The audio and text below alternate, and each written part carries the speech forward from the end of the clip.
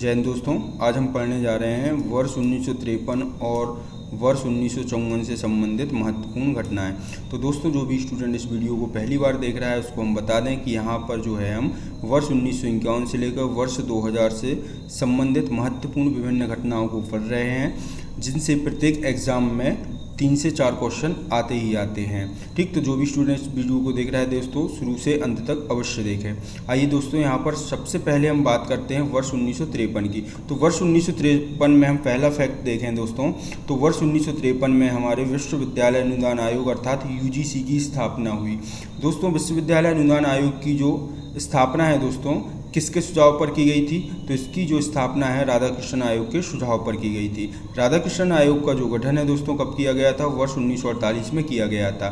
दोस्तों, विश्वविद्यालय अनुदान आयोग जो है केंद्रीय सरकार का एक आयोग है जो विश्वविद्यालयों को मान्यता देता है और सरकार द्वारा मान्यता प्राप्त विश्वविद्यालयों और महाविद्यालयों को अनुदान भी देता है। ठीक, तो वर्ष 1953 में विश्वविद्यालय अनुदान आयोग अर्थात UGC यूनिवर्सिटी ग्रांट्स कमीशन की स्थापना हुई। किसके सुझाव पर? राधाकृष्णन आयोग के सुझाव पर। राधाकृष्णन आयोग का जो दोस्तों गठन हुआ था, कब हुआ था? वर्ष 1948 में हुआ था।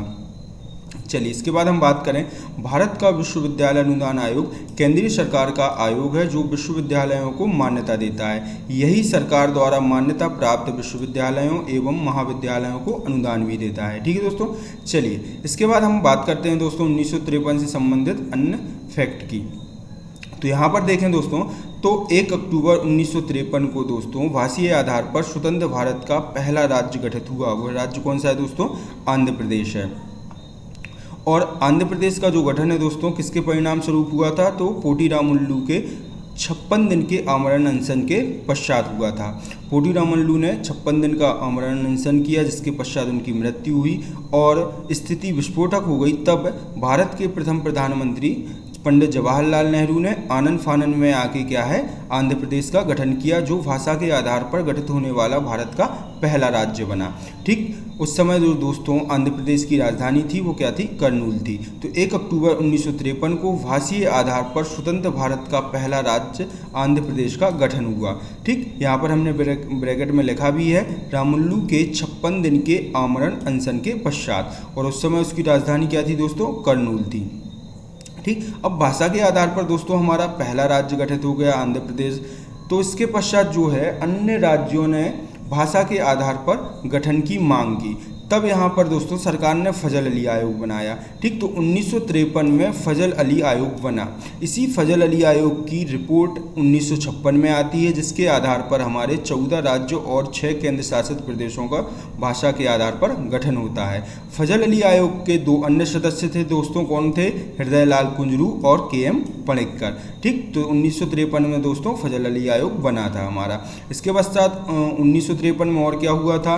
तो संगीत नाटक अकेदमी की स्थापना कब हुई है दोस्तों? हमारी 1953 में हुई है। संगीत नाटक अकेदमी की स्थापना कब हुई है दोस्तों? 1953 में हुई है, जिसका मुख्यालय कहाँ पर है? नई दिल्ली में है। इसके पश्चात 1953 में और क्या हुआ है दोस्तों? तो बात करें दोस्तों, राष्ट्रीय मलेरिया नियंत्रण कार्यक्रम कब प्रारंभ किया गया? 1953 में प्रारंभ किया गया, जिसके अंतर्गत DDT के 2 छिड़काव प्रभावी क्षेत्रों में किए गए, जिससे जो परिणाम है संतोषप्रद रहा। ठीक, तो 1953 में राष्ट्रीय मलेरिया नियंत्रण कार्यक्रम प्रारंभ किया गया। DDT का 2 चक्र छिड़काव प्रभावी क्षेत्रों में किए जाने के परिणाम उत्साहवर्धक रहा। ठीक, तथा रोगियों की संख्या में कमी हुई। ठीक, तो ये हो गया दोस्तों हमारे वर्ष 1953 से संबंधित महत्वपूर्ण फैक्ट। इसके बाद हम बात करें दोस्तों वर्ष 1954 से संबंधित महत्वपूर्ण फैक्टों की। तो सबसे पहले देखते हैं दोस्तों, वर्ष 1954 में हमारा पंचशील समझौता हुआ। ठीक, क्या हुआ? पंचशील समझौता, जो कि किन 2 देशों के बीच हुआ दोस्तों? भारत और चीन देश के बीच हुआ। अब दोस्तों ये पंचशील शब्द हमने कहीं से लिया है तो उसकी बात भी कर लेते हैं। पंचशील शब्द जो है दोस्तों हमने बौद्ध अभिलेखों से लिया है। पंचशील शब्द बौद्ध अभिलेखों में किसके लिए प्रयोग किया जाता था? तो दोस्तों बौद्ध अभिलेखों में भिक्षुओं के व्यवहार को निर्धारित करने के लिए पंचशील नियम मिलते थे। यहीं से जो है हमारे देश के प्रथम प्रधानमंत्री पंडित जवाहरलाल नेहरू ने पंचशील शब्द लिया है। ठीक, तो पंचशील समझौते की बात करें हम दोस्तों, तो 29 अप्रैल 1954 को भारत और चीन के बीच एक समझौता हुआ जिसे पंचशील समझौते के नाम से जाना जाता है। ठीक है दोस्तों, चलिए पंचशील समझौते की बात कर लेते हैं थोड़ी सी। तो पंचशील समझौता की बात कर रहे हैं तो पंचशील शब्द ऐतिहासिक बौद्ध अभिलेखों से लिया गया है। बौद्ध अभिलेखों में भिक्षुओं के व्यवहार को निर्धारित करने के लिए पंचशील नियम मिलते थे। तो बौद्ध अभिलेखों से ही भारत के प्रथम प्रधानमंत्री पंडित जवाहरलाल नेहरू ने पंचशील शब्द को चुना था। समझौते के प्रस्तावना में इन 5 बातों का उल्लेख किया गया था। ठीक, आइए इन 5 बातों को देख लेते हैं। तो सबसे पहले हम बात करें कि जो भारत और चीन है एक दूसरे की अखंडता और संप्रभुता का सम्मान करेंगे। अखंडता से क्या आशय है हमारा?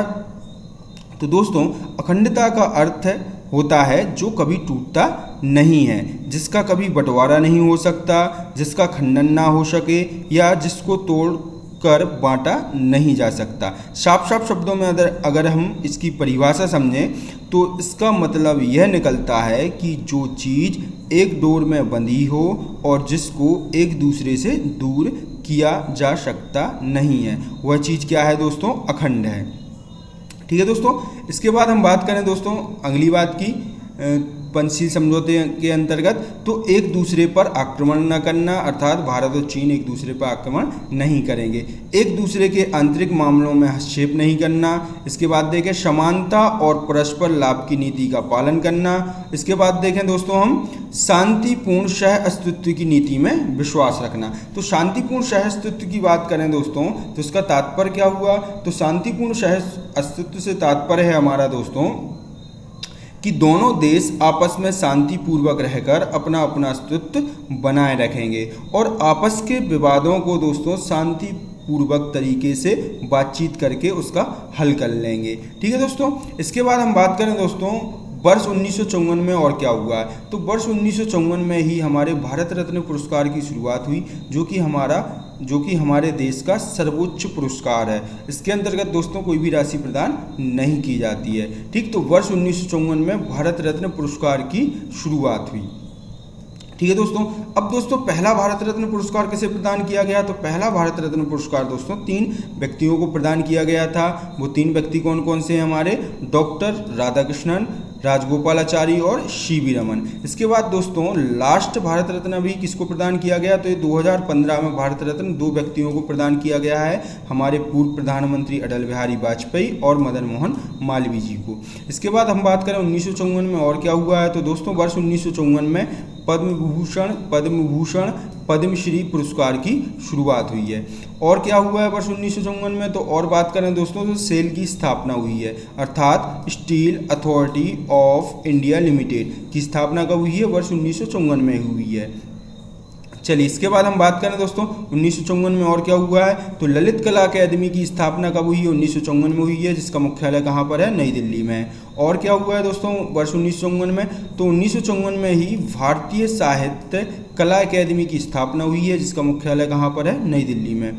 चलिए इसके बाद हम देखें दोस्तों और क्या हुआ है वर्ष 1954 में। तो लघु उद्योग बोर्ड की स्थापना कब हुई है? वर्ष 1954 में ही हुई है। ठीक है दोस्तों, तो दोस्तों यदि आपको हमारे पढ़ाने का तरीका अच्छा लगता है तो हमारे चैनल को सब्सक्राइब करें, शेयर करें और हमारे वीडियो पर लाइक और कमेंट करना ना भूलें।